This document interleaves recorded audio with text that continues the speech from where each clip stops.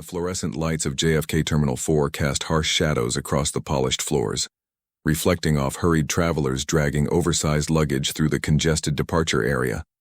Outside, October clouds hung low over New York, threatening rain that never quite materialized, just gray oppressive weight pressing down on the city. Flight delay announcements crackled through overhead speakers every few minutes, each one met with collective groans from exhausted passengers whose patience had worn thin hours ago. Vincent Marcello stood near Gate 27, a figure of calculated composure in an Armani suit that cost more than most people's monthly rent. At 42, his temples had gone silver, contrasting sharply against dark hair slicked back with precision. A Patek Philippe watch gleamed at his wrist, understated wealth for those who knew what to look for. His sharp blue eyes scanned the terminal with habitual vigilance, cataloging exits, security positions, potential threats. 25 years in his world had made such assessments automatic, unconscious as breathing. Two men lingered 30 feet away, pretending to study departure boards, while maintaining visual contact with Vincent. Tony Battaglia and Marco Russo, his most trusted soldiers dressed in business casual that couldn't quite disguise the bulk of concealed weapons or the predatory awareness in their postures. Vincent had insisted they keep distance. This was supposed to be a simple trip to Chicago, a routine meeting about laundering casino profits through legitimate construction contracts, nothing requiring visible muscle. Yet Vincent couldn't shake the restlessness crawling beneath his skin. He'd followed one rule his entire adult life, the principle that had kept him alive and powerful: never interfere for anyone. Emotional detachment was armor, impenetrable and absolute. He'd watched people get hurt, robbed, humiliated, always walked away because involvement created vulnerability. Caring created weakness. That rule had become his religion. At the American Airlines service counter, Elena Rivera checked her watch for the third time in 5 minutes. Her navy blue uniform was crisp despite the long shift. Hair pulled into a regulation bun that emphasized high cheekbones and warm brown eyes currently tight with stress. She'd been called in 4 hours ago when Sarah collapsed with food poisoning, leaving them short-staffed during the worst possible day of delays and cancellations. Elena had come without hesitation, she always did, because she needed every overtime dollar she could scrape together. The cafe.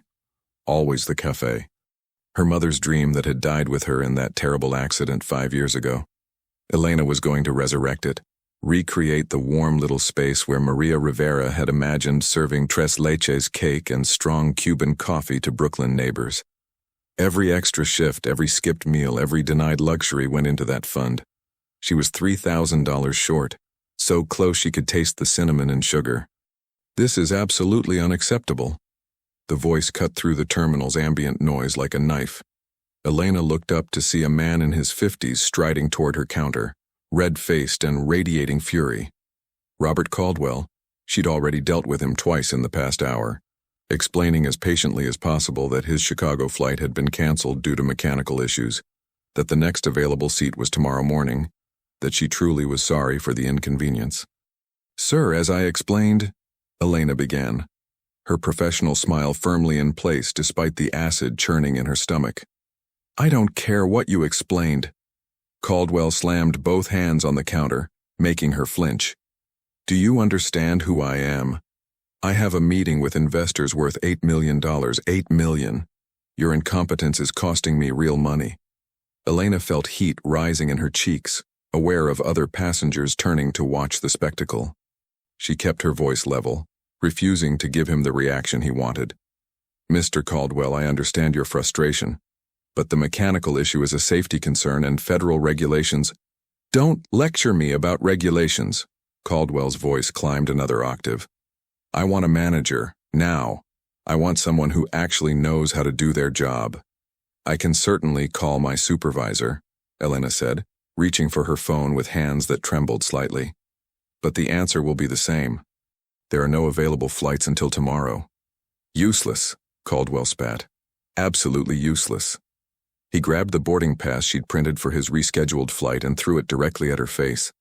The plastic-coated paper hit her cheek with a sharp snap before fluttering to the floor. Elena's breath caught. In 3 years as a flight attendant and gate agent, She'd dealt with entitled passengers, angry drunks, even someone who'd tried to bribe her. But no one had ever. The slap came so fast she barely registered the motion. One moment Caldwell was leaning across the counter. The next his palm connected with her left cheek with a crack that echoed through the immediate area. Elena stumbled backward, hip colliding painfully with the desk behind her. Her vision blurred with sudden tears, not from pain though her face throbbed, but from pure humiliation. Dozens of people were staring. Some had phones out, recording. She was a spectacle, a viral video in the making. Maybe that'll teach you to take your job seriously, Caldwell sneered. Time seemed to slow. Elena touched her burning cheek, tasted copper where she'd bitten her inner lip.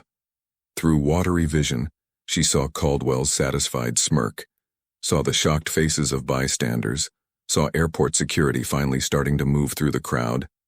Too late. Always too late. From 30 feet away, Vincent Marcello had been watching Elena for the past 10 minutes, though he couldn't have explained why. Maybe it was the graceful efficiency with which she moved, or the genuine warmth in her smile when she helped an elderly woman understand her gait change. Maybe it was something else, something he didn't want to name. He'd noticed her check her watch, noticed the slight sag in her shoulders that spoke of exhaustion. He'd watched Caldwell approach the second time, had noted the aggressive body language.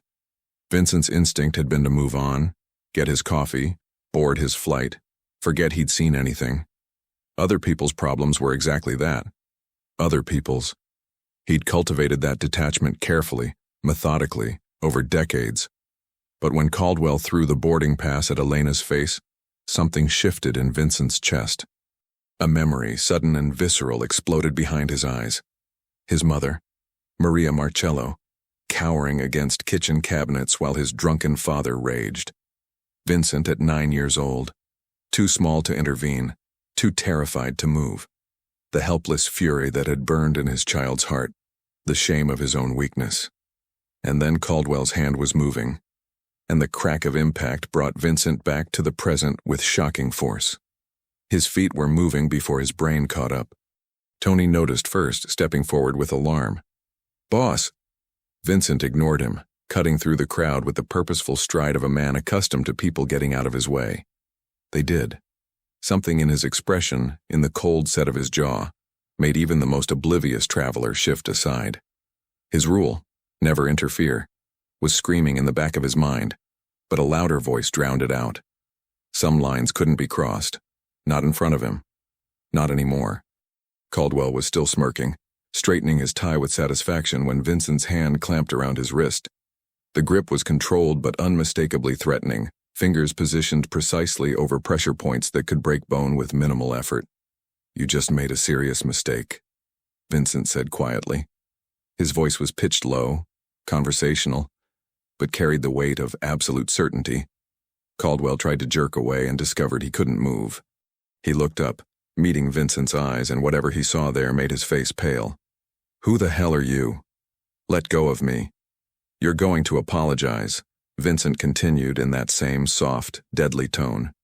"You're going to do it right now, and you're going to mean it." "Do you know who I am?" Caldwell sputtered, trying to recover his bluster. "I'm Robert Caldwell, CFO of Meridian Construction. I have connections." "I don't care if you're the president." Vincent's grip tightened fractionally. "You put your hands on her. That ends now." A small crowd had gathered, phones definitely recording now. Vincent was dimly aware of Tony and Marco positioning themselves to intercept airport security, buying him time. Elena stood frozen behind the counter, one hand still pressed to her reddening cheek, eyes wide with shock and something else. Recognition that she was witnessing something dangerous. "I want you to understand something," Vincent said, pulling Caldwell slightly closer. "Right now, in this moment, your life is in my hands. I'm choosing to let you walk away. Don't make me reconsider that choice." Caldwell's Adam's apple bobbed as he swallowed hard. Whatever arguments he'd prepared died in his throat. I apologize. I shouldn't have. I'm sorry. Not to me." Vincent jerked his head toward Elena. "To her. I apologize," Caldwell said quickly, not meeting Elena's eyes. "On your knees." What? You can't. Vincent's expression didn't change, but something in his stillness communicated violence more effectively than any threat. Caldwell's knees buckled. From his position on the floor, words tumbled out in a rush. I'm sorry. I'm very sorry. I was out of line. It won't happen again.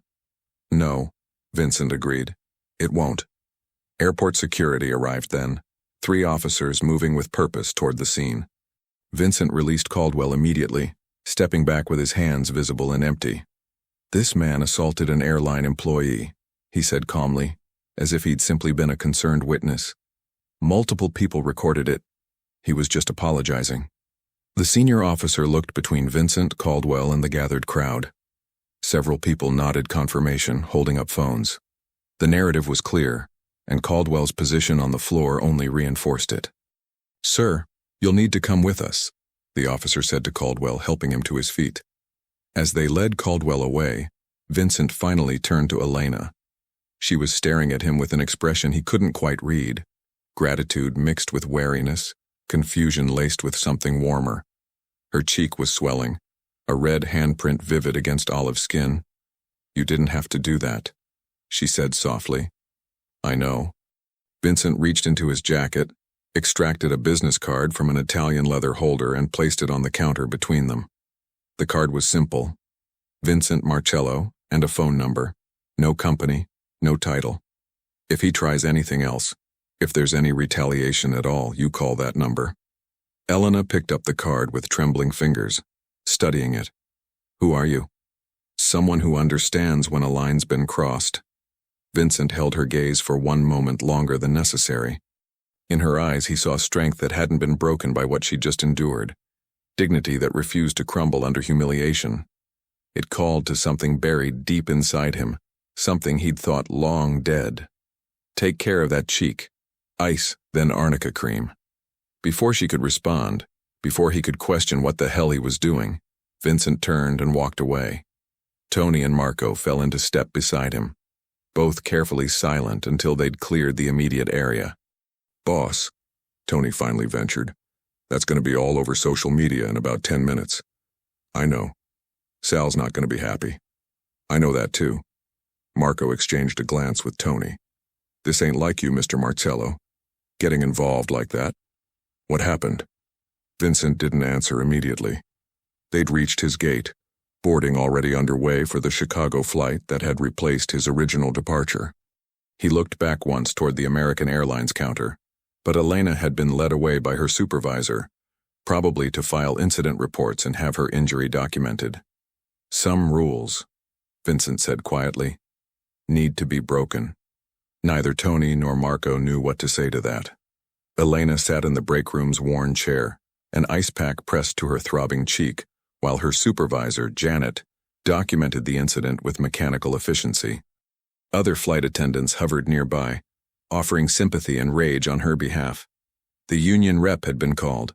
Police wanted a statement. Everything was being handled properly, professionally.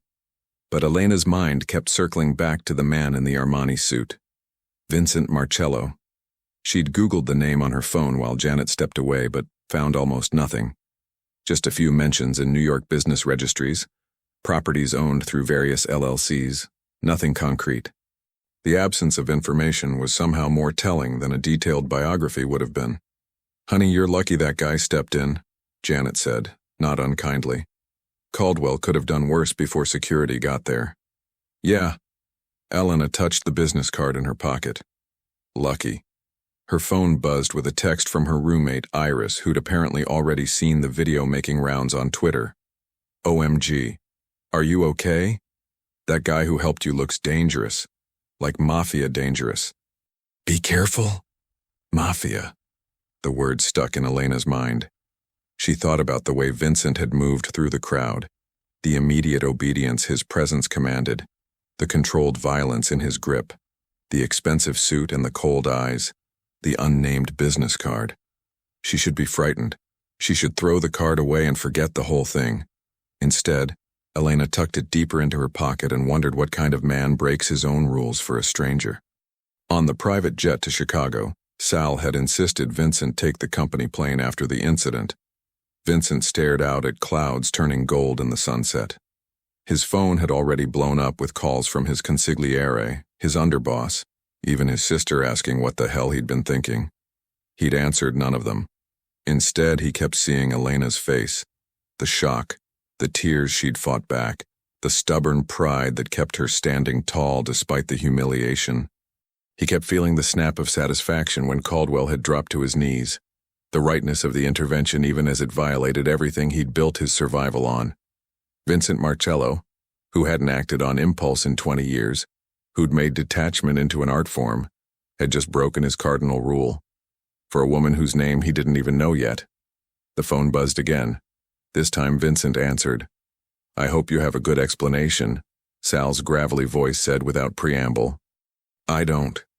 Silence stretched between them. Finally, Sal sighed. "This is going to complicate things, Vincent. People are going to wonder why you stuck your neck out. Let them wonder. That ain't how this works and you know it. We don't draw attention. We don't make scenes in public airports over civilians. We definitely don't end up in viral videos defending flight attendants from angry businessmen." "Noted. Vincent." "Sal." Vincent's voice carried quiet steel. "It's done. Deal with the fallout. That's what I pay you for." Another long silence. Then, carefully, "You know this Caldwell guy's connected, right? Meridian Construction. They got contracts with some interesting people, including DeSanto." Ice formed in Vincent's gut. The DeSanto family controlled most of Brooklyn and parts of Queens, ran their organization with vicious efficiency. They weren't allies exactly, more like hostile neighbors who'd reached an understanding about territories and operations. If Caldwell had connections there, how connected? Vincent asked. CFO on paper, money man underneath. Washes their construction funds, helps them bid on government contracts. Not a made man, but under their protection. Fuck. Yeah, so whatever impulse made you play hero today just put you in a real interesting position.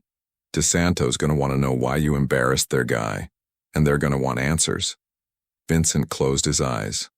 One moment of weakness, one broken rule, and he'd potentially triggered a war, or at least a very delicate negotiation, all because he couldn't walk away from a woman getting hit.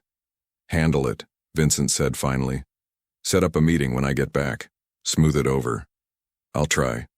But Vincent, you better figure out what that girl means to you because DeSanto's gonna ask, and if the answer is nothing, then you just complicated all our lives for no reason." The call ended. Vincent sat in leather luxury 30,000 feet above the ground and asked himself the same question. What did she mean to him? The answer terrified him more than any threat from DeSanto ever could. Because the truth was, he didn't know. And for a man who'd built an empire on certainty, who'd survived by never caring too much about anything, that uncertainty felt like standing at the edge of an abyss. Vincent Marcello had broken his rule. Now he'd have to live with the consequences. Vincent's phone buzzed at 11:47 p.m. Chicago time, pulling him from restless half-sleep in his hotel suite overlooking Lake Michigan. He'd been staring at the ceiling for the past 2 hours, the meeting with casino operators replaying in his mind, except it kept getting interrupted by flashes of Elena's face, the sound of that slap, the weight of the business card in his jacket pocket that she now carried. The number on his screen was unfamiliar. Vincent almost let it go to voicemail. Unknown calls after midnight were rarely good news, but instinct made him answer. "Yes? Mr. Marcello?" The voice was female, young, trembling slightly. It took him a moment to place it, and when he did, his entire body went rigid. "Elena, you said to call if there was a problem." Her words came fast, breathless with fear. I don't know if I'm being paranoid, but there's a car outside my building. It's been there for over an hour. And I got this text from a number I don't recognize." "What did it say?" Vincent was already on his feet, crossing to where his laptop sat open on the desk. "You don't know it yet, but you're in danger. The man who defended you is too. A friend." She laughed, but there was no humor in it. What kind of friend sends a message like that? Vincent's jaw tightened. A warning. Someone wanted them scared, wanted them to know they were being watched. The question was whether it came from DeSanto or from someone else entirely. "What's your address?" She rattled off an address in Queens, Astoria, a modest neighborhood of walk-up apartments and corner bodegas. Vincent was already typing commands into his encrypted phone, pulling up Marco's contact. "Listen to me carefully," Vincent said, his voice steady and commanding. "Stay inside. Lock every door and window. Don't go near the windows where you can be seen. I'm sending someone. He'll be there in 20 minutes. 20 minutes? Elena's voice cracked. Okay. His name is Marco Russo. Big guy, shaved head, scar through his left eyebrow. He'll text you when he arrives. Do not open the door for anyone else, understand?" "Yes." "Elena." Vincent softened his tone fractionally. "You're going to be fine. I'm not going to let anything happen to you." Silence stretched for 3 heartbeats. Then quietly, "Why are you doing this? You don't even know me." "Because I can't stop thinking about you. Because you looked at me like I was someone worth thanking instead of someone to fear. Because breaking my rule for you felt more right than anything I've done in years. Because I put you in this situation when I interfered," Vincent said instead. "That makes it my responsibility to get you out of it." After she hung up, Vincent stood motionless for a moment, mind racing through scenarios and contingencies. Then he made 3 calls in rapid succession. First to Marco, who answered on the second ring despite the late hour. "Marco, I need you at this address in 15 minutes. Vincent rattled off Elena's location. "There's a woman there, Elena Rivera. She's being watched. I want you on her building, eyes on every entrance, and I want to know who's in that car." "On it, boss." "Should I engage?" "Only if they make a move, otherwise just watch and report." Second call went to his pilot. "Get the jet ready. I'm leaving for New York in 2 hours." Third call was the hardest. Sal answered with the groggy irritation of a man woken from deep sleep. "This better be good." "It's not. Elena Rivera, the flight attendant from JFK, she's being threatened. Someone's watching her apartment." Sal was instantly alert. "Shit. DeSanto moving already?" "Unknown. Could be them. Could be Caldwell acting independently, could be someone else entirely. But I'm coming back tonight. Cancel tomorrow's meetings." "Vincent."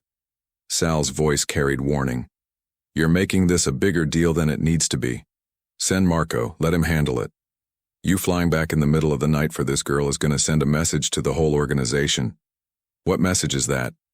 "That she matters to you. That you're compromised." Sal paused. "Is she worth starting a war over? Because that's where this is heading." Vincent thought about Elena's strength when Caldwell had humiliated her, the dignity she'd maintained. He thought about the fear in her voice tonight. Not hysteria, but real, controlled terror. He thought about his rule already broken and the strange freedom that came with abandoning it entirely. "Yes," Vincent said simply. "She is." Sal's exhale was heavy with resignation. "Then I hope you know what you're doing, because I sure as hell don't." Elena paced her small living room, phone clutched in one hand, apartment keys in the other. Though what she thought she'd do with keys against whoever was in that car, she had no idea. Her roommate Iris was visiting family in Boston for the week, leaving Elena alone in the 2-bedroom apartment that always felt too empty when it was just her. The text message glowed on her phone screen, ominous in its vagueness. A friend. What friend? She didn't have friends who sent cryptic warnings in the middle of the night. She didn't have friends involved in whatever world Vincent Marcello inhabited, a world where men got on their knees in airports and mysterious cars appeared outside your home. Her phone buzzed. "Outside your building, green Honda, Marco Russo, coming to your door now." Elena peered through the peephole and saw exactly what Vincent had described. A massive man with a shaved head and a scar bisecting his left eyebrow, wearing a leather jacket despite the mild October night. He held up his phone to the peephole, showing her his name on the screen. She opened the door with the chain still engaged. "Miss Rivera." Marco's voice was surprisingly gentle for someone his size. "Mr. Marcello sent me. You're safe now." "The car?" "Still there. But they won't do anything with me here." Marco glanced down the hallway, then back to her. "I'll be downstairs in the lobby. You try to get some sleep. Nobody's getting past me." "I don't understand what's happening." Elena hated how small her voice sounded. This morning I was just doing my job and now you're connected to Vincent Marcello and that changes things. Marco's expression was matter-of-fact, not unkind. It ain't fair and it ain't your fault, but it's the reality. Boss is flying back from Chicago tonight. He'll explain everything tomorrow.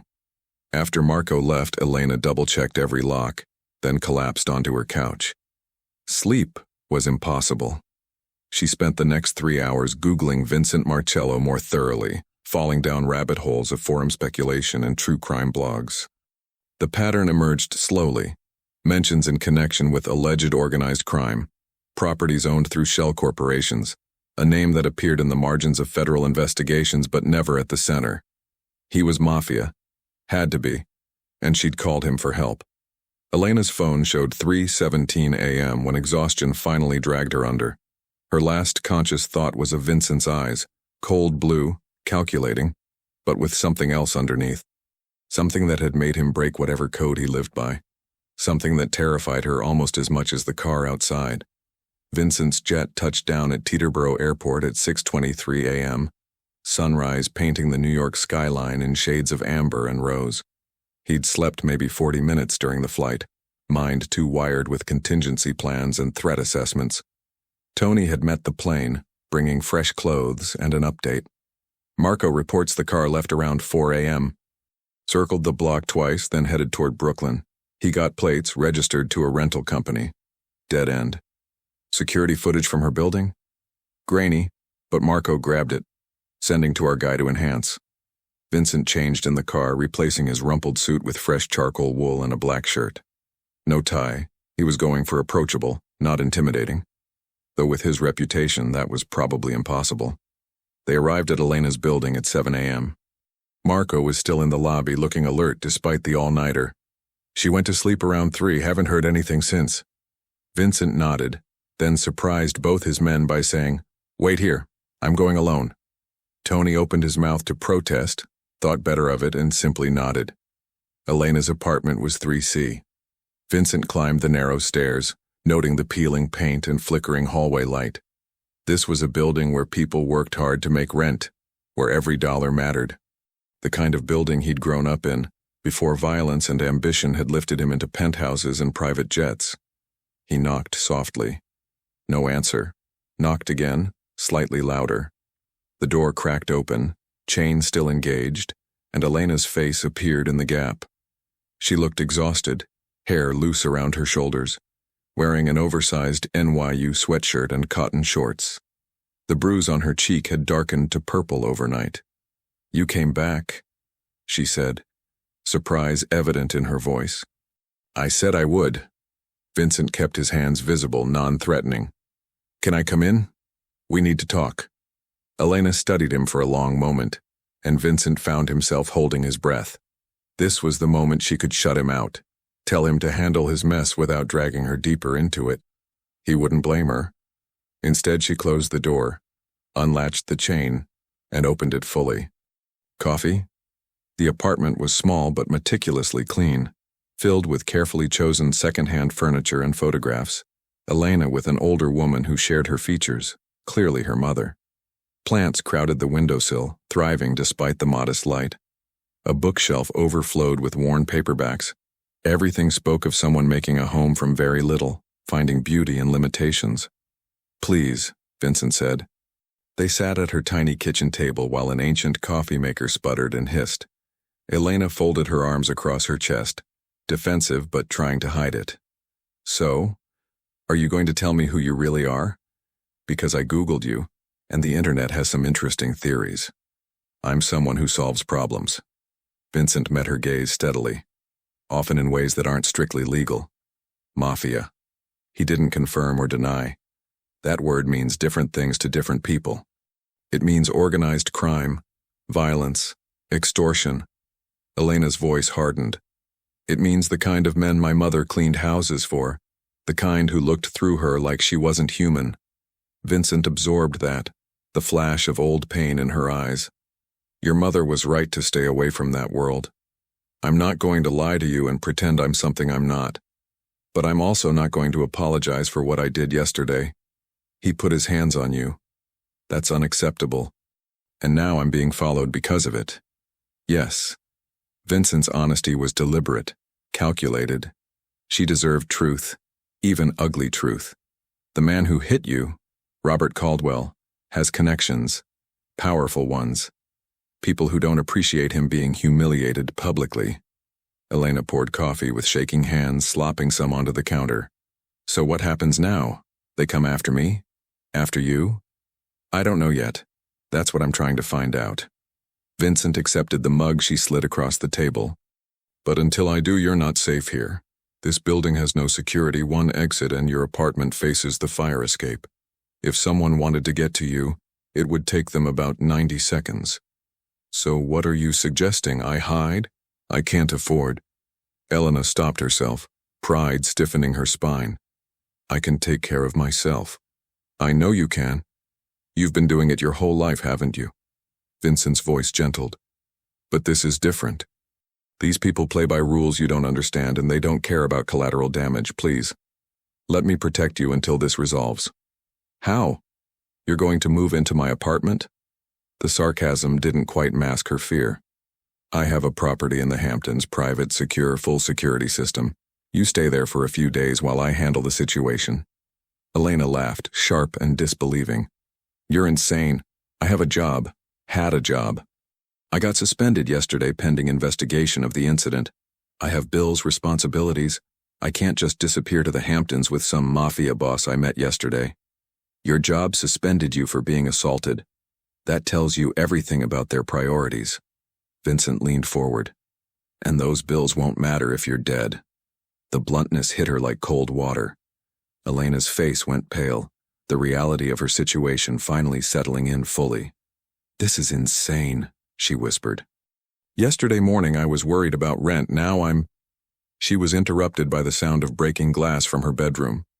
Vincent was on his feet instantly, positioning himself between Elena and the doorway, one hand inside his jacket where, Elena realized with a chill, he must be carrying a gun. Stay behind me, he ordered quietly. A brick lay on Elena's bedroom floor, surrounded by glass shards from her shattered window. Wrapped around it was a note. Vincent pulled latex gloves from his pocket. Of course he carried latex gloves, and carefully unfolded the paper. The message was typed, "Back off, or she pays the price." Elena read over his shoulder, her breath coming fast and shallow. Oh God, this is really happening. Vincent was already on his phone. Tony, someone just threw a brick through her window. Get up here now. I want this building canvassed and that fire escape checked for prints. And call Sal. Tell him I need that meeting with DeSanto moved up. Today. He turned to Elena, who was staring at the broken window with numb horror. Get dressed. Pack a bag. We're leaving. Now. Now, Elena. Vincent's voice carried absolute authority. I will carry you out of here if I have to, but you're not staying in this apartment another minute. Some distant part of Elena knew she should resist, should call the police, should handle this through proper channels. But that part was drowned out by pure survival instinct, and the strange, inexplicable trust she felt for this dangerous man who'd appeared in her life 24 hours ago. She packed a bag with trembling hands while Vincent stood guard, phone pressed to his ear, coordinating with his people. Clothes, toiletries, her mother's photograph in its frame, the essentials of a life being suddenly uprooted. Tony and Marco arrived as she was zipping her suitcase. They moved through her apartment with professional efficiency, photographing everything, checking angles and sight lines. Vincent kept himself between Elena and the windows, a living shield. Cars ready downstairs, Tony reported. Armored SUV, tinted windows. Route to Hamptons is clear. I've got guys checking the roads ahead. Elena felt like she was moving through a dream or a nightmare. Nothing felt real. Yesterday she'd been Elena Rivera, struggling flight attendant saving for a cafe. Today she was... what? A target? A liability? A problem to be managed by men with guns and backup plans? They left through the back entrance, Marco carrying her bag while Tony scanned the surrounding buildings. The SUV was exactly as described. Massive, black, windows so dark she couldn't see inside. Vincent opened the door and handed her up into leather seats that probably cost more than her monthly salary. As they pulled away from her building, Elena watched her normal life recede in the side mirror. The bodega where she bought coffee every morning. The subway entrance she took to work. The whole ordinary world she'd inhabited just yesterday, now suddenly unreachable. "I'm sorry," Vincent said quietly from beside her. "I know this isn't what you wanted." Elena turned to look at him, this man who'd broken his rules for her, who was upending his life to protect hers. "Why?" she asked. "Why does it matter to you? I'm nobody." Vincent held her gaze, and for just a moment his controlled mask slipped. She saw something raw underneath, something vulnerable and almost desperate. "You're not nobody," he said simply. "Not to me." The drive to the Hamptons took 2 hours, Vincent making calls in Italian for most of it while Elena stared out the window and tried to process her new reality. At some point, exhaustion pulled her under into restless sleep. She woke to Vincent's hand gentle on her shoulder and the sight of a sprawling modern mansion, surrounded by manicured grounds and sophisticated security systems. "Welcome to the safest place in New York," Vincent said, "for however long you need it." Elena looked at the mansion, then at Vincent, then back at the mansion. She thought about the brick through her window, the cryptic warning, the car that had watched her building all night. "Okay," she heard herself say. "Okay." She didn't have any other choice. The Hampton safe house was nothing like Elena expected. She'd imagined something cold and sterile, a fortress masquerading as a home. Instead, Vincent's property sprawled across 3 acres of coastline, modern architecture with floor-to-ceiling windows, warm woods, and soft neutrals, art that looked expensive but not ostentatious. A place designed for living, not just hiding. "Guest room is upstairs, second door on the left," Vincent said, carrying her bag despite her protests. "Private bathroom, ocean view.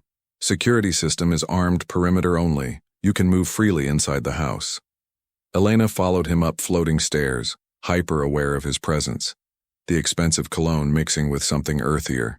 Stress, exhaustion, the weight of decisions made too quickly. "How many properties do you have?" "Enough." Vincent set her bag on the bed in a room decorated in whites and sea glass blues. "This one's legitimately mine. Bought it 15 years ago when I needed somewhere quiet to think. I come here when the city gets too loud. And now you're sharing it with a stranger you met yesterday." Vincent turned, and the morning light through the windows illuminated every line of fatigue on his face. He looked older suddenly, vulnerable in a way he hadn't at the airport or even in her apartment. "You're not a stranger anymore." Before Elena could unpack that statement, Vincent's phone buzzed. He glanced at it, jaw tightening. "I need to take this. Make yourself at home. There's food in the kitchen, coffee, whatever you need. Marco's in the guest house. Tony's monitoring security feeds. You're safe here." He left, phone already to his ear, voice dropping into rapid Italian. Elena sank onto the bed. Expensive linens, the kind she'd only ever seen in hotels she couldn't afford, and finally let herself fall apart. Silent tears tracked down her cheeks, her body shaking with adrenaline crash and overwhelming fear. 24 hours. Her entire life had exploded in 24 hours. Vincent took Sal's call on the deck, where ocean wind could mask the conversation from any listening devices he hadn't personally installed. "Tell me something good." "I can't." Sal's voice was grim. "DeSanto refuses the meeting. Says Vincent Marcello doesn't dictate terms, and if you want to apologize for embarrassing Caldwell, you can do it through proper channels." "Apologize?" Vincent's laugh was humorless. "For stopping a man from assaulting a woman. It ain't about right or wrong, Vincent, you know that. It's about respect, protocol, chain of command. You touched their guy without clearance. They're making an example of the response. So what do they want?" Silence stretched long enough that Vincent knew he wouldn't like the answer. "They want the girl, and the video scrubbed from the internet. Complete erasure of the incident." Ice flooded Vincent's veins. "No. Vincent. I said no. She's under my protection. That's non-negotiable. Then we have a problem." Sal's exhale crackled through the speaker. "Because I'm hearing rumblings from our own people. The underboss thinks you're compromised. Some of the capos agree. They're saying you're putting the whole organization at risk for a woman you just met. Let them say it." "Boss?" Sal's voice carried weight. the tone of a man who'd been Vincent's consigliere for 15 years, who'd earned the right to brutal honesty. You need to think about what you're doing here. Really think. This girl, Elena, she worth a war? Worth potentially losing control of the family you built?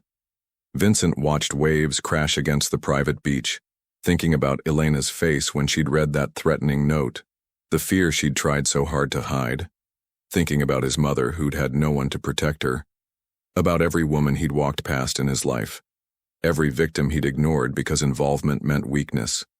Run a background check on her, Vincent said instead of answering. Full workup. Family history, employment, finances, everything. Already did. She's clean. Father unknown. Mother died 5 years ago in a car accident. Single vehicle collision, ruled accidental. Elena's worked 3 jobs since she was 16. No criminal record, no debts except student loans. She's exactly what she appears to be, a hard-working girl trying to survive. Something in Sal's tone caught Vincent's attention. What aren't you telling me? The mother, Maria Rivera. She worked as a domestic cleaner but also did bookkeeping for small businesses. Cash operations, nothing major. Except, Sal paused, except one of her clients, about 6 months before she died, was a dry cleaning chain called Pristine Professionals. I don't know it. You wouldn't, it's a front, was a front, for the DeSanto family, laundering money through fake invoices and inflated expenses. Maria Rivera was their bookkeeper for 3 months before the operation got shut down and relocated. The implications hit Vincent like a physical blow. Elena's mother worked for DeSanto. Unknowingly, probably. She was hired through a temp agency, handled numbers, asked no questions. But Vincent, Maria Rivera died 3 weeks after that operation got raided by the feds. The DeSantos lost $2 million in seized assets. You think they killed her? I think the timing is suspicious as hell. And I think if Elena finds out her mother's death wasn't an accident, wasn't just bad luck, but murder because she saw something she shouldn't have. Sal trailed off meaningfully. Vincent's mind raced. Elena had mentioned her mother, the pain still raw after 5 years. A car accident. Sudden, devastating, leaving Elena alone at 23 to rebuild a shattered life. What would it do to her to learn that loss was actually murder, that her mother had been killed by the same people who were now threatening her daughter? Don't tell her, Vincent said.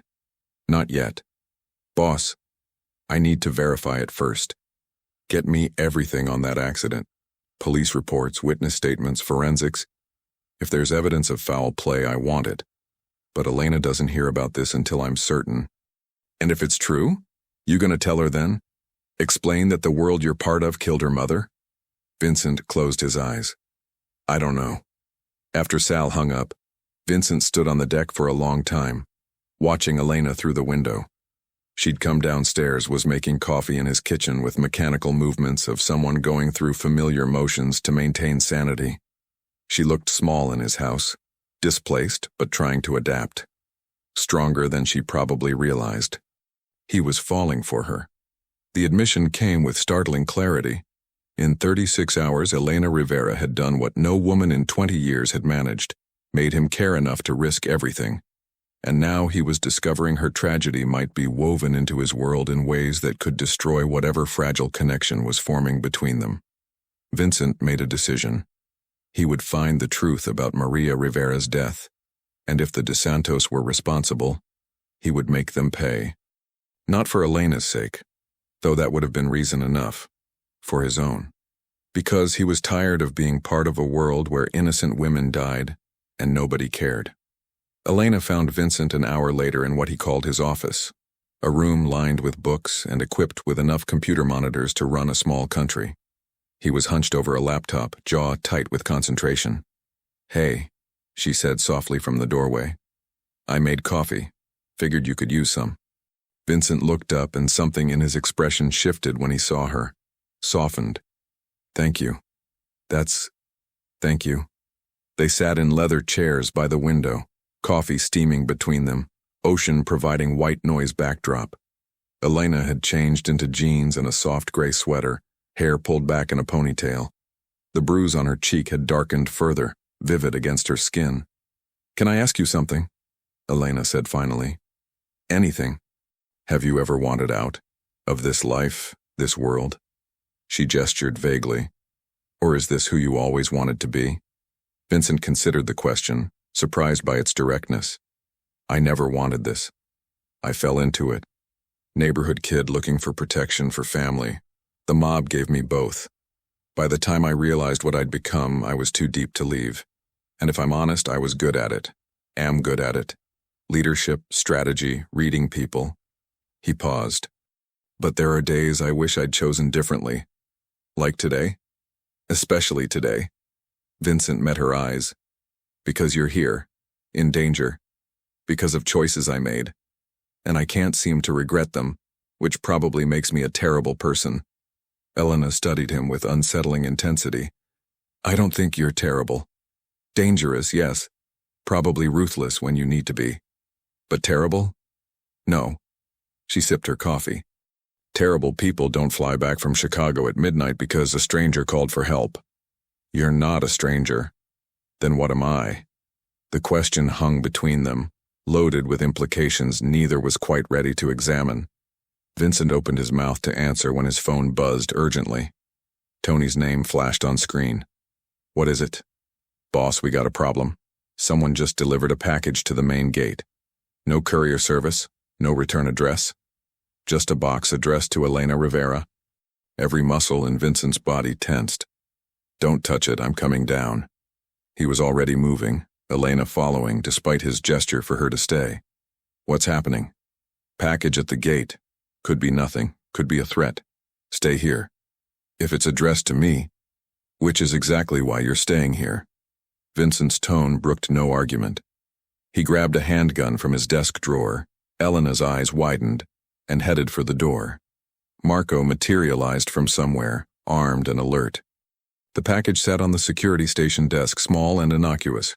Brown paper wrapping, neat handwriting. Vincent photographed it from multiple angles before carefully opening it with a knife, Marco standing ready with his weapon drawn. Inside was a USB drive and a note. Vincent read the note twice, his face going carefully blank. What does it say? Marco asked. Vincent handed it over. The typed message was brief. The truth about Maria Rivera. Everything your boss isn't telling you. A friend. Fuck, Marco breathed. DeSanto? Has to be. They're trying to divide us, make Elena think I'm lying to her. Vincent's mind raced through options. Get this to our tech guy. I want to know what's on that drive before anyone else sees it, and sweep the perimeter. Whoever delivered this might still be watching. But even as he gave orders, Vincent knew the damage was done. Because the note had already planted seeds of doubt. Elena would wonder what he wasn't telling her. And the terrible truth was, he was keeping secrets. Dangerous ones. Vincent returned to the house to find Elena waiting in the living room, arms crossed, expression determined. What was in the package? USB drive. Could be malware. Could be a setup. I'm having it analyzed. But there was a note. It wasn't a question. What did it say? Vincent could have lied. Should have lied. Instead, he found himself walking to the bar, pouring 2 glasses of whiskey and making the hardest decision of his life. It said, I'm keeping secrets from you. About your mother. Elena went perfectly still. What secrets? This was the moment. Vincent could deflect, minimize, protect her from truths that would shatter her. Or he could give her what she deserved. Honesty, however brutal. He chose honesty. Your mother didn't die in an accident, Vincent said quietly. I think she was murdered. And I think the people who killed her are the same ones threatening you now. The color drained from Elena's face. She sat down hard on the couch, the whiskey glass trembling in her hand. What are you talking about? The police said it was an accident. She lost control on a wet road. Your mother worked as a bookkeeper for a company that was actually a money laundering front for the DeSanto crime family. 3 weeks after that operation was raided by federal agents, she died in a single vehicle collision, with no witnesses and forensics that barely got a second look. Vincent sat across from her, close enough to catch her if she broke. The timing is too convenient. And now the DeSantos are coming after you, right after I interfered with their associate. That's not coincidence. You're saying... Elena couldn't finish the sentence. Tears spilled down her cheeks. My mother was murdered? For 5 years I've been grieving an accident and it was murder? I don't have proof yet. But Elena, I need you to understand. Your connection to this world, to my world, it goes deeper than what happened at JFK. You were already part of this story, you just didn't know it. Elena stood abruptly, whiskey sloshing onto her hand. I can't. She looked around wildly, as if seeking escape from information she couldn't process. How long have you known? I found out this morning. I was trying to verify it before telling you. Don't. Her voice cracked. Don't you dare say you were protecting me. You kept this from me. My mother, her death. You knew and you said nothing. I wanted to be certain. Get out! Elena's scream was raw with anguish. Get out, get away from me, I can't look at you right now. Vincent stood slowly, hands visible and non-threatening. Every instinct screamed at him to stay, to comfort her, to explain. But he recognized grief and rage and the need for space. He'd felt them himself long ago, when his own mother had died. I'll be downstairs if you need me, he said softly. I'm not going anywhere, Elena. Whatever you feel right now, however much you hate me, I'm not leaving you alone in this. He left her sobbing on his couch, and it took everything he had not to turn back. Elena didn't emerge from the guest room for 18 hours. Vincent stationed himself in the hallway despite Marco's protests that the boss shouldn't sit guard like common muscle. He needed to be close, needed to be there the moment she opened that door. The USB drive analysis came back around midnight. Vincent read the report on his phone, jaw clenched so tight his teeth ached. The drive contained copies of his mother's accident report, forensic photographs that should have been sealed, witness statements that raised more questions than answers, and a detailed breakdown of irregularities that suggested the accident had been staged. Brake line cut, steering mechanism compromised, timeline manipulated. Murder, dressed up as misfortune. DeSanto had given Elena proof of his suspicions, but they'd also given her something else, a weapon. Evidence that could potentially be used against them if anyone looked closely enough. It was a calculated risk, a message to Vincent. We can reach her. We can hurt her. Back down. Vincent responded by calling his most trusted investigators. I want everything on the Maria Rivera case. I want witnesses re-interviewed, the original investigators looked into, forensics re-examined by our people. I want to know who ordered it, who carried it out, and how they covered it up. Boss, Sal warned, this is going to escalate things. It already is escalated. They killed an innocent woman and now they're threatening her daughter. We're past de-escalation. At dawn, Elena finally opened the door. She looked devastated, eyes swollen from crying, face pale, hair tangled. But there was something else in her expression, steel that hadn't been there before. I want to see everything, she said. The USB drive, whatever investigation you're running, all of it. She was my mother.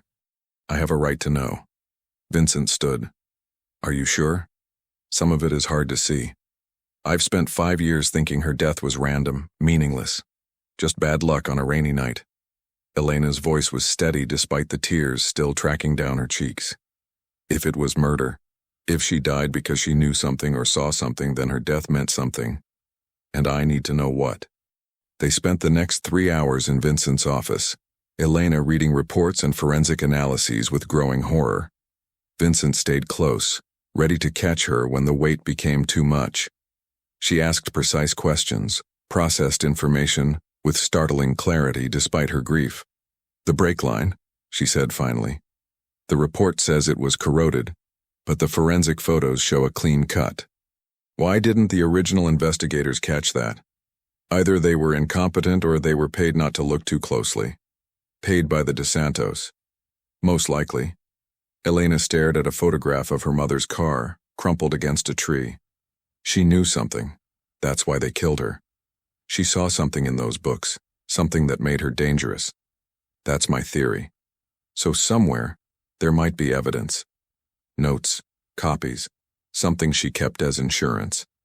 Elena looked up at Vincent. If she knew she was in danger, she would have left something for me. That's the kind of person she was, careful, protective. Vincent's respect for Elena grew. Even drowning in grief, she was thinking strategically. Where would she hide something like that? I don't know. We didn't have much money, nowhere secure. Elena's eyes suddenly widened. Wait. She had a safety deposit box at a bank in Astoria. She set it up after my father left. Said every woman needs somewhere to keep important documents. I assumed it had our birth certificates, maybe some jewelry. But what if there's more? Vincent finished. Can you access it? She put me on the authorization when I turned 18. I haven't been there in years, but Elena was already standing. We need to go, now. If that box has evidence, if there's proof of what they did. Elena. Vincent caught her arm gently. If we're right, if your mother left evidence in that box, the DeSantos might know about it. They could be watching the bank. Then we'll be careful. But Vincent, I need to do this. I need to know what she was trying to tell me. Vincent saw the determination in her face and recognized someone who wouldn't be dissuaded. He made a decision. Okay, but we do this my way. Full security detail, surveillance sweep, extraction plan if things go wrong. You don't move without my signal. Elena nodded. Thank you for not trying to stop me. I couldn't stop you if I wanted to. You're stronger than you think. Something shifted in Elena's expression. She stepped closer, looking up at him with eyes that held grief and anger, and something warmer. You broke your rule for me, the one about never getting involved. Why? Vincent's carefully maintained control cracked just slightly. Because when I looked at you, I saw someone worth breaking rules for. They stood inches apart, tension thick between them. Vincent could smell her shampoo, see the gold flecks in her brown eyes.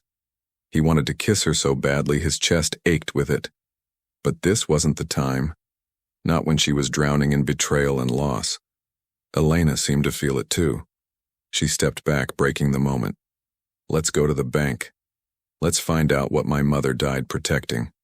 As Vincent coordinated with his security team, he felt the pieces clicking into place. Whatever Maria Rivera had hidden in that safety deposit box could change everything. It could give them leverage against the DeSantos. It could provide justice for a woman who died simply for being in the wrong place at the wrong time. Or it could be the spark that turned this dangerous situation into an all-out war. Either way, Vincent knew one thing with absolute certainty. He was in this now. Completely, irrevocably, in this. For Elena. For justice. For the possibility of redemption he'd long since stopped believing he deserved. The rule was broken. Now they'd follow this path wherever it led, even if it led straight into hell. The Astoria Bank and Trust sat on a corner that had seen better days, squeezed between a halal cart and a check-cashing place, its brick facade weathered by decades of New York winters. Vincent's security team had swept the block twice before giving the all-clear, but his instincts still screamed caution as the armored SUV pulled to the curb. 3 exits, Tony reported from the front seat. Marco's got the back entrance covered. 2 of our guys are inside posing as customers. We're as secure as we're gonna get. Vincent glanced at Elena beside him. She'd been silent during the 40-minute drive from the Hamptons, fingers twisting the strap of her mother's old purse, one of the few possessions she'd kept. The bruise on her cheek had faded to yellow-green, but new shadows haunted her eyes. You ready? He asked quietly. Elena nodded. I've been ready for 5 years. I just didn't know it. They entered the bank together, Vincent's hand resting lightly at the small of her back, protective, possessive. The manager, a nervous man named Patel, recognized trouble when it walked through his door. Men like Vincent carried violence in their posture, in the way other people instinctively cleared space around them. I need access to box 237, Elena said, producing her ID with steady hands. It was registered to Maria Rivera. I'm the authorized co-holder. Patel checked his records, glanced at Vincent with barely concealed anxiety, and nodded. Of course, Ms. Rivera. This way, please. The vault was exactly what Elena expected, sterile, cold, smelling of metal and old paper. Patel retrieved the box, set it on a private table, and retreated with visible relief. Vincent positioned himself between Elena and the door, hand inside his jacket where his gun rested. Elena's fingers trembled as she opened the box. Inside lay a manila envelope, thick with documents, and a smaller envelope with her name written in her mother's familiar handwriting. She picked up the letter first, tears already blurring her vision. Mi amor, if you're reading this, it means I didn't get the chance to protect you the way I wanted. I'm so sorry. I thought I could handle this quietly. Thought I could gather enough evidence to keep us safe. I was wrong. The documents in this box are proof of criminal activity, money laundering through the business I worked for. I didn't know what it was at first. When I realized, I should have walked away. But I'd already seen too much, and I knew they wouldn't let me leave without ensuring my silence. I made copies of everything. Account numbers, wire transfers, names of people involved. It's all here. I planned to give it to the FBI, but I wanted to wait until you were safely away at college, until you couldn't be used against me. I was too slow, too careful. If something has happened to me, please believe it wasn't an accident. And please, Majida, be careful who you trust. The people behind this have power, connections.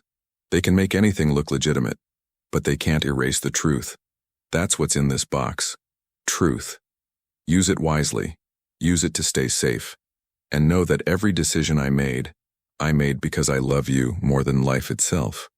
Always. Mama Elena's hands shook so violently she could barely hold the letter. Vincent moved closer, solid and warm at her back. Take your time, he murmured. But there was no time. Elena wiped her eyes and opened the manila envelope. Inside were dozens of documents.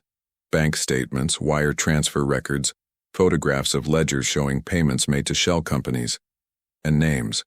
So many names. Vincent leaned over her shoulder, his sharp intake of breath telling her he recognized what they were looking at. Jesus. This is comprehensive. Your mother documented everything. Who are these people? Elena pointed to a list of names, most meaning nothing to her. DeSanto family associates, money launderers, corrupt officials who process their permits and contracts. Vincent's finger stopped on one name, his jaw tightening. And this one, Detective Raymond Foster, NYPD. He was the lead investigator on your mother's accident.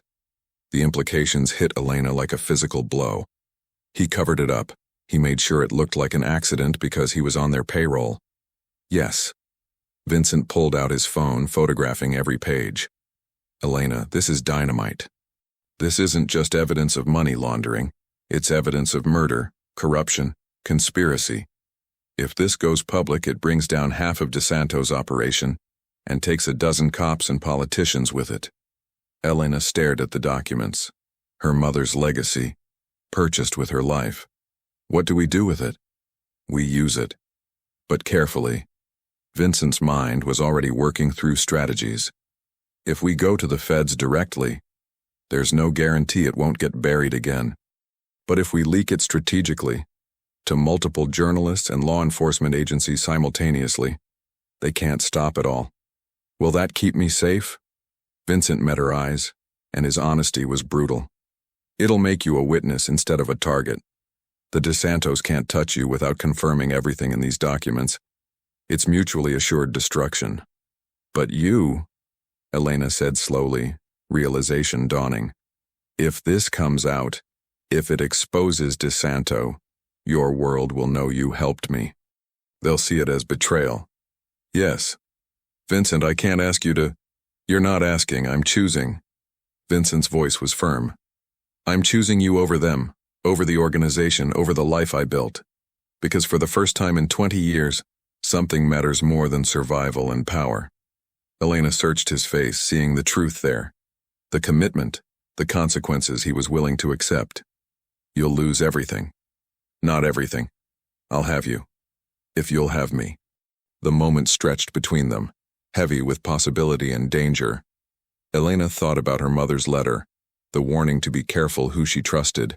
But Maria Rivera hadn't known Vincent Marcello, hadn't seen him stand guard outside a guest room all night, hadn't watched him choose protection over politics.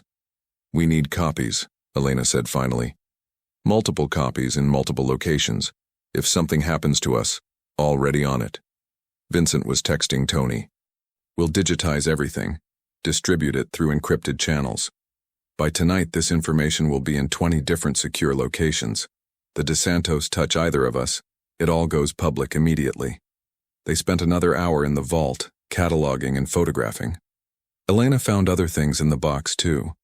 Her birth certificate, her mother's citizenship papers, a few pieces of costume jewelry, and one more item, a small flash drive labeled simply Para Elena. "What's on it?" Vincent asked. Elena plugged it into her phone. A video file opened. Her mother recorded maybe a week before she died, sitting in their old kitchen. Elena's breath caught. She hadn't seen her mother alive, moving, speaking in 5 years. The grief was fresh and sharp as broken glass. "Mi amor," Maria began on the screen. "If you're watching this, then my worst fears came true. I'm so sorry. I tried to be smart, tried to be careful. But I want you to know, I'm not afraid. Because I know you'll be strong. You'll survive this. You'll thrive. You're so much braver than you think." Maria glanced off camera, as if hearing something, then looked back with forced calm. "The documents in this box are my insurance policy. Use them to protect yourself. But Elena, listen to me carefully. Don't let revenge consume you. Don't let my death define your life. Find joy. Find love. Find someone who sees how remarkable you are." Her mother's eyes grew wet. "I wish I could have met them, whoever wins your heart. I wish I could have danced at your wedding, held your children. But if I can't be there, I need you to promise me something. Choose happiness. Choose life. Don't waste yours pursuing justice for mine. Just live, Mahita. Live brilliantly. That's all I ever wanted for you." The video ended. Elena sat motionless, tears streaming silently down her face. Vincent's hand found hers, squeezing gently. "She wanted you to let it go," he said quietly. "I know." Elena's voice was thick. "But I can't. Not when her murderers are still out there, still hurting people. She asked me to choose happiness, and I will. But first, I choose justice. For her. For everyone they've hurt." Vincent saw the steel in her spine, the determination that no amount of grief could break. In that moment, he fell completely, irrevocably in love with Elena Rivera. She'd been tested by fire and emerged stronger, transformed from victim to warrior. "Then we do this together," he said. All the way. The drive back to the Hamptons was tense with purpose. Vincent coordinated with Sal, who was simultaneously furious and impressed by the evidence they'd gathered. "This changes everything, boss. You drop this bomb, the whole city restructures. DeSanto's done. But so are you. The commission will never forgive you for breaking the code." "I know. Start preparing for transition. I'm out after this." Sal's silence spoke volumes. Finally. "After 30 years, this is how it ends? Over a girl? Over doing the right thing. Finally." Vincent glanced at Elena, who was staring out the window, exhausted but resolute. "Set up a meeting with the families. Neutral ground. Tomorrow night. I'll present the evidence, explain the situation.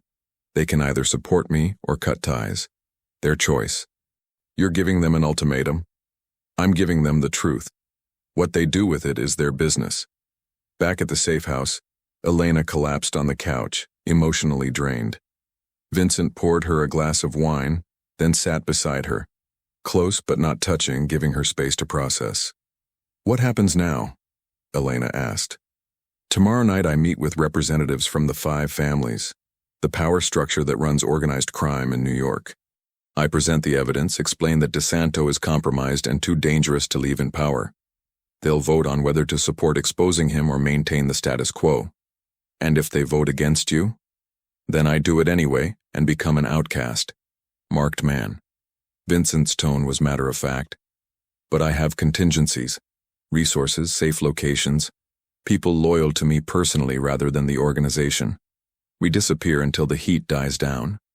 "We," Elena repeated softly. "You keep saying we." Vincent turned to face her fully. "Because I can't imagine doing any of this without you anymore. I know it's fast, I know it's insane. We met 4 days ago under the worst possible circumstances. But Elena, I haven't felt this alive, this certain about anything in decades. You make me want to be better than I've been.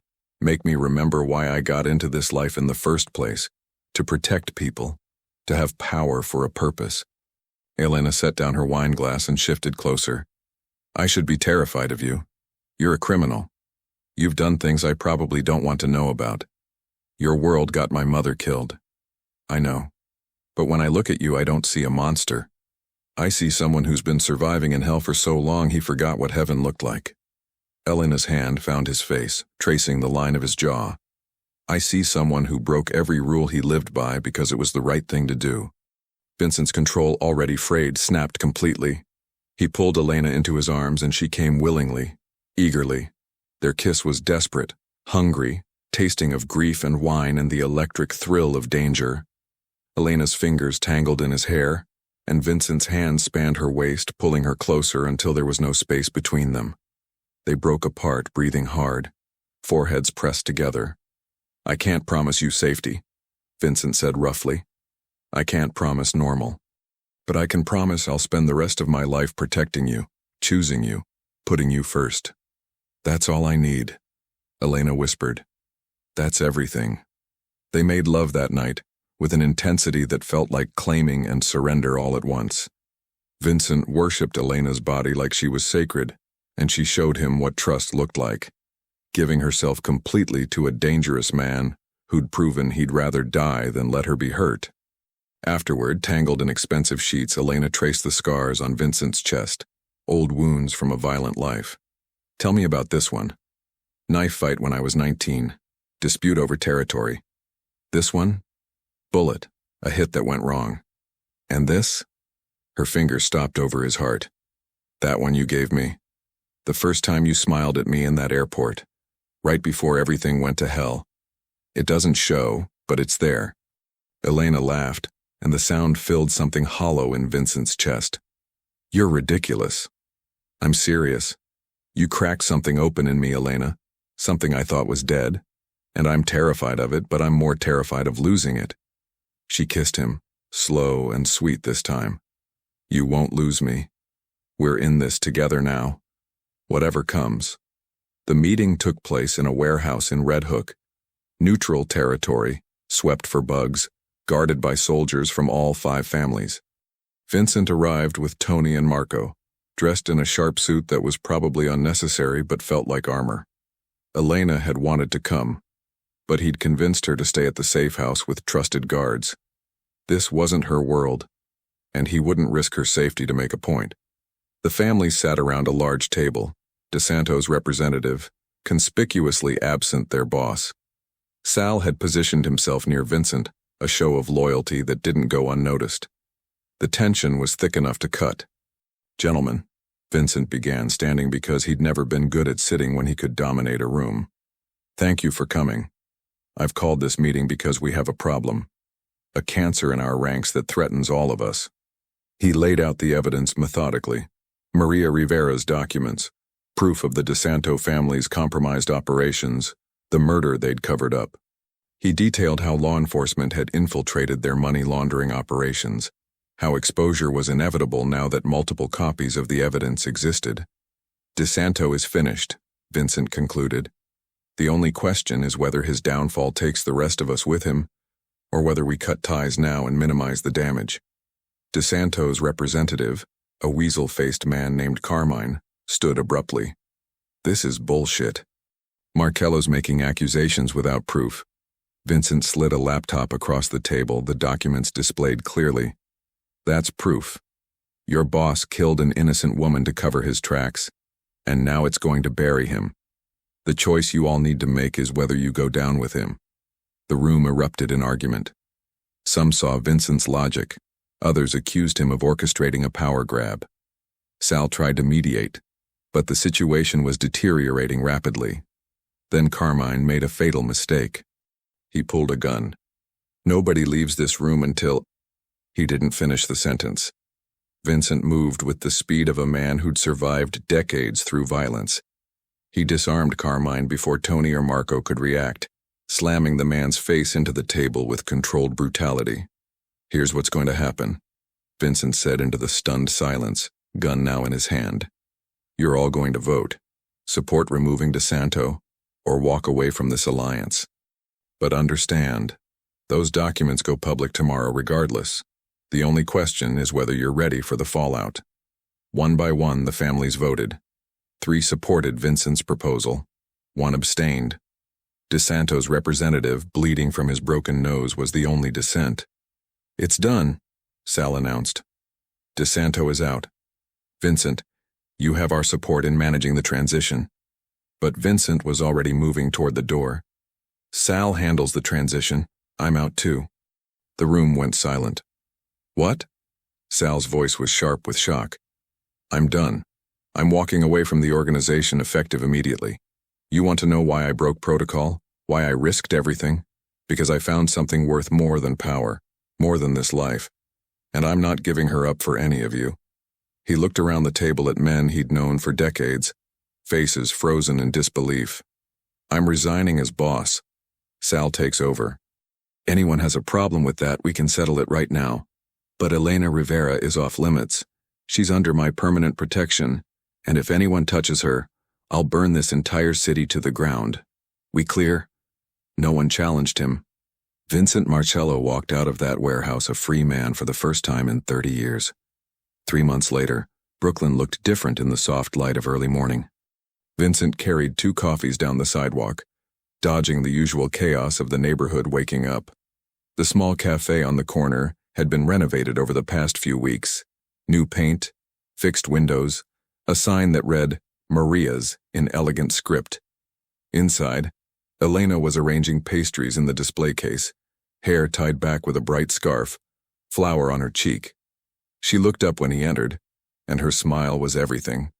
"You're early," she said, accepting the coffee with a kiss that tasted like cinnamon and home. "Wanted to see you before the grand opening crowd arrives." Vincent looked around at what they'd built together. A warm, welcoming space filled with photographs of Maria Rivera, recipes written in Spanish. The dream of a woman who hadn't lived to see it, realized by the daughter she died protecting. "Nervous?" he asked. Terrified, excited, grateful. Elena leaned into him and Vincent wrapped his arms around her waist. "Thank you. For all of this. For believing in me. You did this. I just wrote some checks. You did more than that. You gave me back my life. Gave me justice for my mom. Gave me..." She looked up at him, eyes bright. "You gave me everything." The DeSanto family had imploded spectacularly when the evidence went public. Federal indictments, asset seizures, rats fleeing a sinking ship. Vincent's former world had reorganized under Sal's more pragmatic leadership, and his exit had been surprisingly clean, aided by the evidence he'd helped expose and the respect earned through 30 years of smart play. He and Elena lived quietly now, not hiding but not broadcasting. Vincent consulted occasionally, used his business acumen for legitimate ventures. Elena ran her cafe, recreating her mother's recipes, building community the way Maria would have wanted. They were happy. Improbably, impossibly happy. "I love you," Vincent said, because he could say it now, because the words didn't feel like weakness anymore. "I love you too, my rule breaker." Elena kissed him again, deeper this time. "Best decision you ever made." "Second best. First was walking across that airport terminal." Outside, the city moved on, oblivious to the small miracle happening in a corner cafe, unaware of how one broken rule had rewritten 2 lives. Elena opened the door at precisely 9 a.m., and the neighborhood came flooding in with warmth and welcome. Vincent stood behind the counter beside her, pouring coffee and taking orders, living a life he'd never imagined possible. He'd spent decades believing survival required isolation, that caring was suicide. Elena had proven him wrong. She'd shown him that some rules existed to be broken, that the greatest strength came from knowing what was worth fighting for. And she was worth everything.